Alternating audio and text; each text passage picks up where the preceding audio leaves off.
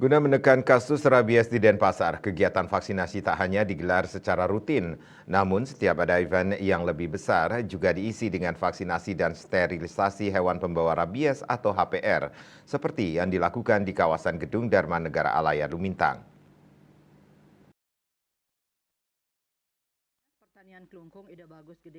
Di stand Denpasar akan membuka stand vaksinasi dengan menyasar hewan-hewan pembawa rabies selama 3 hari.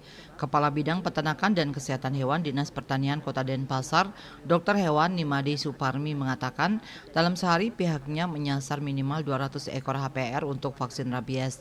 Targetnya selama 3 hari sebanyak 600 ekor, baik untuk jenis anjing maupun kucing. Sedangkan untuk sterilisasi harus mendaftar secara online terlebih dahulu.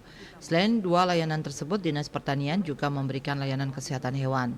Kedepan Dinas Pertanian akan terus berkolaborasi dengan event-event besar lainnya untuk menyasar lebih banyak HPR. Sampai saat ini cakupan vaksinasi rabies di Denpasar sudah menyasar 15,43%. Sebanyak 12.681 ekor anjing telah divaksin. Sementara jumlah populasi anjing sebanyak 82.195 ekor. Tahun ini pihaknya menargetkan 90% dari estimasi populasi bisa disasar vaksin rabies. Kasus anjing rabies di Denpasar tercatat sebanyak 5 kasus yang tersebar di 3 kecamatan yakni Denpasar Barat, Denpasar Selatan, dan Denpasar Utara. Asmara Putra, Bali Pos melaporkan.